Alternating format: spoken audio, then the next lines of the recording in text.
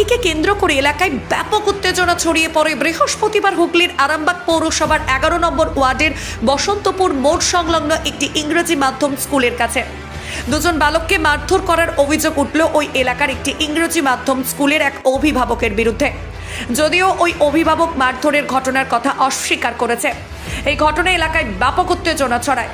দুজন বালকের পরিবারের অভিযোগ যে চট চাপ্পড় সহ টুটি ধরে মারধর করে ওই স্কুলের এক অভিভাবক। এরপর ঘটনার কথা বাড়িতে গিয়ে বলতেই আহত বালকের পরিবারের সদস্যরা ঘটনাস্থলে যায়। সেই কারণেই এলাকায় ব্যাপক চাঞ্চল্য ছড়িয়ে পড়ে। ঘটনার পরিস্থিতি এমন গিয়ে দাঁড়ায় যে ঘটনাস্থলে গিয়ে পৌঁছায় আরামবাগ থানার পুলিশ এবং তারপর পরিস্থিতি নিয়ন্ত্রণে আনে। ঘটনা প্রসঙ্গে জানা গেছে এদিন অনিকেত, অভিজিৎ সহ আরও দুজন বালক একটি পাখিকে ধরে।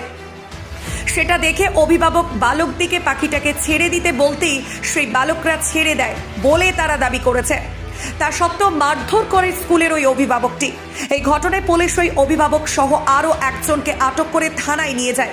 পাশাপাশি দোষীর শাস্তির দাবি জানিয়েছে আহত বালকের পরিবার সহ এলাকাবাসী। এ বিষয়ে তারা প্রত্যেকেই কি বলছেন বিস্তারিত শুনুন আর দেখতে থাকুন নিউজ বাংলা দিশা।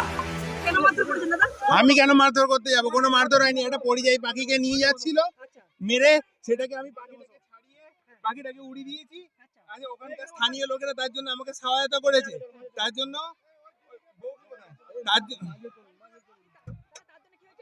তার জন্য এবার ছেলেটা এসে মালিপাড়ার লোকেদের বলে যে আমাকে নাকি মেরেছে।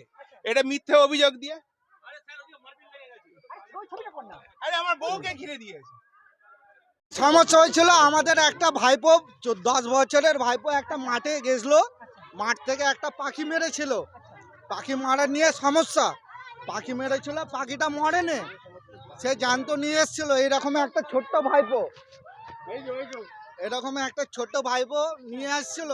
দিয়ে আমাদের এই যে স্কুলের যে স্টুডেন্টকে যে ধরে নিয়ে গেল, সে এরকম টুটি ধরে এরকম ইয়ে করে চট চাপড় মারে।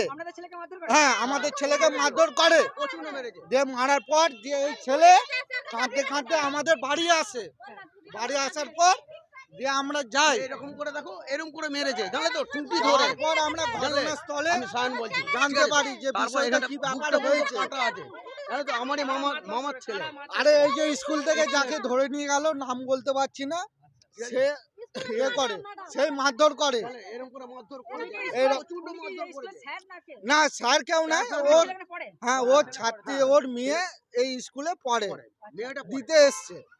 আর এই ব্যক্তি আমাদের ভাইপো ওই রাস্তা দিয়ে আসছিল, দিয়ে এসে তাকে এরকম টুটি ধরে, এরকম চটচাপড় মারে। মারার পর এটা বসন্তপুর 11 নম্বর ওয়ার্ড আর হচ্ছে সারদা বিদ্যাপীঠ স্কুলের গেটের মধ্যে হচ্ছে।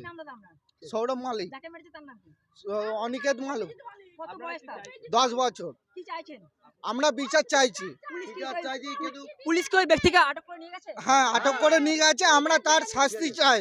স্কুলের বিষয় নয়, পুরোপুরি একটা আউটসাইড একটা ম্যাটার।